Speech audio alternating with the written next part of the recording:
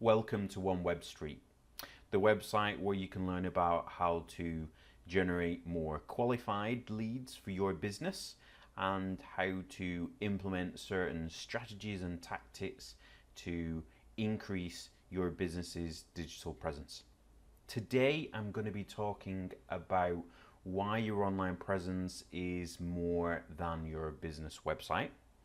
If you've looked at any of the other videos on One Web Street's YouTube channel, or indeed if you've read any of our articles, tutorials and guides on onewebstreet.com, then you will know that we concentrate on your business website as the central hub and concentration of your online presence.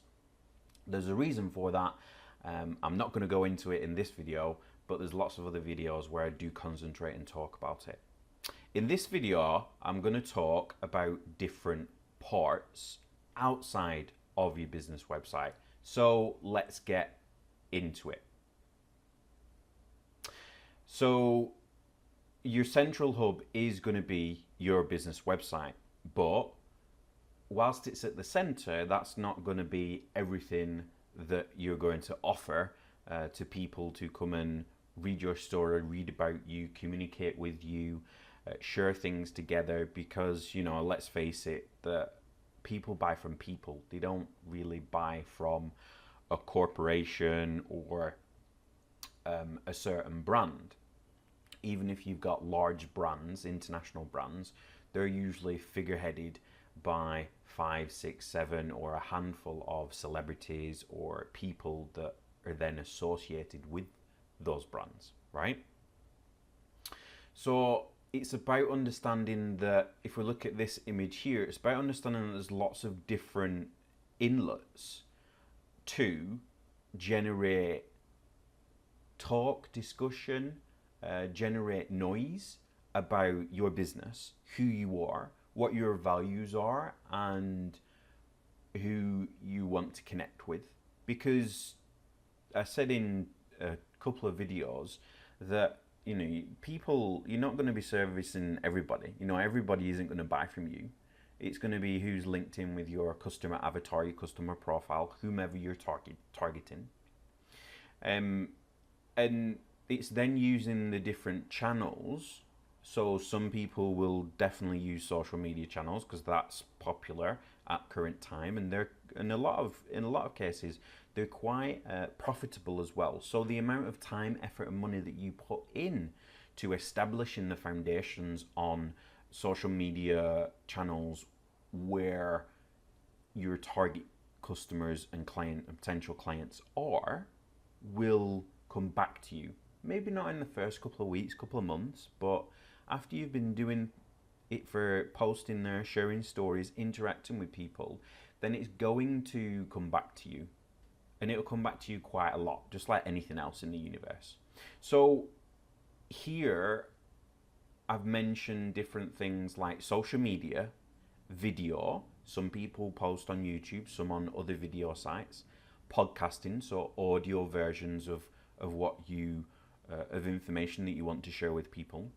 Webinars, so essentially similar to this kind of style of video, but going in the form of potentially using a PowerPoint presentation or something similar, and educating someone on you know, what's important in your niche or for your business. Because it could be from the point of view that it's important to educate somebody or pass your knowledge about certain products, services, or misconceptions in your industry or niche to help an individual, a potential client or customer, to transact with you, or to then reach out and then later transact with you at a later stage. Okay, live, that could be live video, it could be live teleseminar, it could be anything whereby someone can hear your voice, they can connect with you, and there's the potential that then if they see you, so if it is live video, for example on Facebook, or using a different medium, then that you're going to be able to make a rapid connection with the target person or people that you want to interact with. Outreach, this is a little bit more complex than a lot of the other ones. It takes a lot more time. Outreach on meaning reaching out to communities that potentially are online, and other influencers that could help get your message, get your stories out there, and an attempt to connect with people. And then obviously offline. I'm sure if you're a local business, wherever you are in the world, and especially if you're English speaking countries, so if you're UK, US, Canada, Australia, New Zealand, any of those types of countries, or even from the point of view of Singapore, but a lot of times in Asia it's not too offline, doesn't work a lot in the realm of flyers to homes and houses, etc., or local adverts in local magazines that are delivered to people's houses, that kind of thing, or even, you know, advertising in the press, which, to be fair, unless you know how to do it exceptionally right and your branding's really top notch and you've got a big budget, it's quite easy to do it wrong if you haven't got all those factors. So it's about looking at all those extra things where you can connect with people, so that the different spokes in that your presence wheel, for example, all coming in and leading to your central hub here, your business website. Now, there's lots of ways that you can do that. You can do that through marketing, or you can do it through advertising. And those two separate words are separate avenues. Marketing is talking about things, communicating your message. Advertising is putting an advert in front of someone and asking them essentially to either click on that advert or take action from that. So if we think of AdWords, Facebook ads, Twitter ads, anything like that, then that is definitely advertising. Advertising in a local paper is advertising. But going on a podcast with an influencer in your niche and talking about your story and how your business has helped different people, that's marketing. Unless you're actually paying for that slot, and then that could fall into the advertising category. So there's two fundamental things that I learned, or one fundamental thing that I learned when I was at university. Thank you very much, Lancaster University in the United Kingdom. In marketing, was that advertising and marketing is completely separate. However, it's also intertwined. So I've mentioned here that there's Leadpages, ClickFunnels, and Thrive landing page, or Thrive themes, I think they're called. They have all come about because there's been a need for advertising since Facebook ads were born. There potentially was a need for it with Google AdWords, but historically, 5-6 years ago, let's say, maybe 7 or 8, you'd have your web designer or a developer build a landing page for you, and then you'd get your ads from Google AdWords, and then you'd send them through to that landing page, and you'd need tweaks, etc. Excuse me. Now, Leadpages, ClickFunnels, and lots of other, and Thrive and other companies, in the early stages, there was a few WordPress plugins that you could use as well, like Optimize Press, etc. So essentially, these first two, ClickFunnels and Leadpages, have come about because of Facebook ads. Facebook is a great company that knows how to garner data from people that use their platform. Because at the end of the day, people are using it for free, and therefore Facebook have got to make some money at some point, haven't they? And their advertising platform does work quite well for lots of different companies.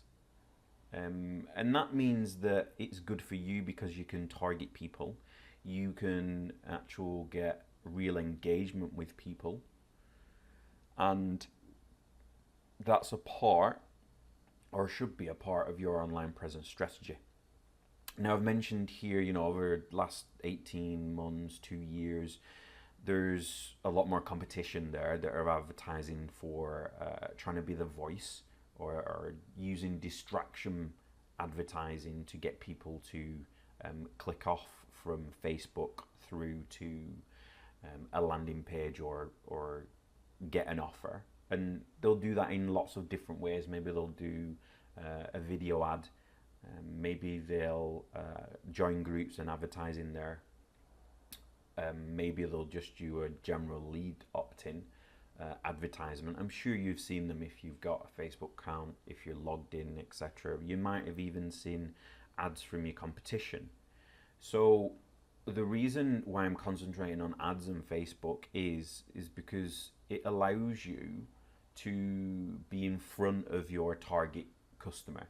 It is advertising, so it's a little bit different from other times when I've talked about your website and ensuring that the content is speaking the right language to your customer avatar, and then bringing people through from different channels, YouTube or Google, Bing search, etc. This is a little bit different. It's very similar because your story is going to be a similar story, because at the end of the day it's your story about your business and how you can help people, and why a prospective client or customer should choose you over the competition. Now, small businesses used to not really be able to advertise that much, or the barrier to entry used to be quite high. It used to be, a couple of grand to go and advertise. Now you can spend £10 a day, $10 a day on Facebook. You can test different audiences, etc. There's lots of other areas as well. So in general on social media, you can get your story out there. You can share who you are, how you can help people. And I've mentioned before about different channels. You should choose 2 or 3 different social media channels, whether that's Twitter and LinkedIn for B2B, or whether it's Facebook and Instagram for B2C. It depends on who your avatar is. And then integrated into that, video and podcasts. You're watching this video now, dashing northern accent that I've got, with a little bit of an American twang, apparently. I've no idea where that came from. It's about connecting with that person, or connecting with those people. You can hear my voice now. If you could see my face, then you can see facial expressions that I've got. I'm just doing a screencast type video now, so if you head over to the One Web Street YouTube channel, then you'll be able to see different videos. But especially my tonality, you'll be able to understand from the tonality that I use and subtle cues in the vibrations in my voice. You'll be able to tell what's important, what's not, what type of person I am, and this is all subconsciously taken in by a person through the human ear, and then potentially seeing expressions. And that's why a lot of people talk about when you sell to people, or when you communicate with someone and they buy and they trust you a lot quicker if they meet you in person. And that is kind of the connection there. So you're able to speed up that connection quite quickly, and that general communication to influence that person, than if they're just reading words. So then it's deciding, where should you be online? Is there a certain social media channel or a certain place that you should go to that is important? Not really, not for everyone. Facebook is kind of in at the moment, and that's a good place to be, but you should always be testing. If you're B2B, it's LinkedIn, Twitter. If you're B2C, then Facebook, Instagram, potentially Twitter, potentially Snapchat, or different social media channels as they come about. But it also depends on who your customer avatar is. Who do you want to target? Are they single mums between 25 and 35? Well, there's going to be certain social media channels that would be better. Twitter probably isn't. Although if those single mums or mums are bloggers or small business owners, then Twitter might be the avenue to go down. So it's establishing and understanding where that is. Now, if you're not, if English isn't the first language of your target market, whether or not it's yours, then there's going to be other social media channels. There's going to be other maybe popular areas to go to. Maybe there's popular forums in different Asian countries if that's who you're targeting. And then it's also about, looking about what's going to happen over the next 18 months. I'm recording this video in 2017. Lots have changed even in the past 18 months. I'm pretty sure 18 months ago there wasn't really any Snapchat.